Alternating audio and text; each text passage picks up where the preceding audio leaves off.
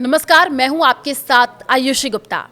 रूस के राष्ट्रपति व्लादिमीर पुतिन ने हाल ही में एक बड़ा बयान दिया है, जिसमें उन्होंने कहा कि अगर यूक्रेन के राष्ट्रपति व्लादिमीर जेलेंस्की तैयार हों तो वो मॉस्को आ सकते हैं।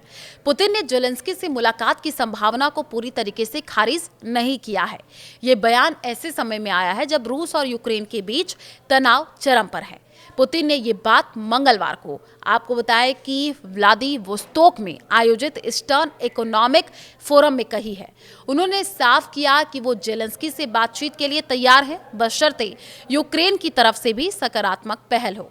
पुतिन का कहना था कि अगर जेलेंस्की वाकई शांति चाहते हैं तो वो मॉस्को आकर बातचीत कर सकते हैं, लेकिन पुतिन ने ये भी जोड़ा कि बातचीत का माहौल बनाना दोनों पक्ष की जिम्मेदारी है। रूस और यूक्रेन के बीच पिछले कुछ सालों से युद्ध जारी है। 2022 में शुरू हुए इस संघर्ष ने दोनों देशों को भारी नुकसान पहुंचाया है। लाखों लोग विस्थापित हुए हैं, कई शहर तबाह हो चुके हैं और ऐसे में पुतिन का ये बयान एक नई उम्मीद जगाता है। लेकिन सवाल ये है कि क्या जेलेंस्की इस न्योते को स्वीकार करेंगे? जेलेंस्की ने बार बार कहा है कि वो रूस के साथ बातचीत के लिए तैयार है, लेकिन उनकी शर्तें साफ है।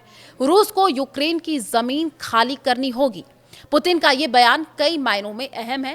पहला, ये दिखाता है कि रूस बातचीत के रास्ते को पूरी तरह बंद नहीं करना चाहता।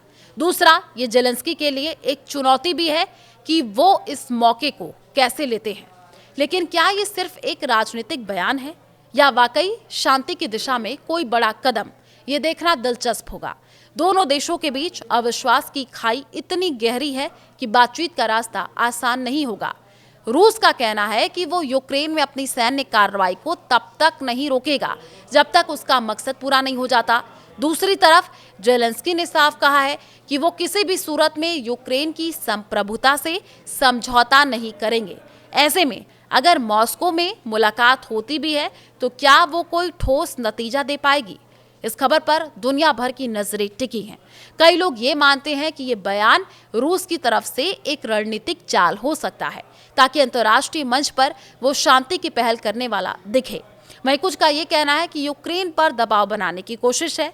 लेकिन अगर दोनों नेता वाकई बातचीत की मेज पर आते हैं तो ये युद्ध को खत्म करने की दिशा में एक बड़ा कदम हो सकता है।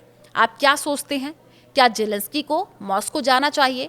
क्या ये बयान शांति की ओर एक कदम है या सिर्फ एक राजनीतिक खेल? अपनी राय कमेंट बॉक्स में जरूर बताएं।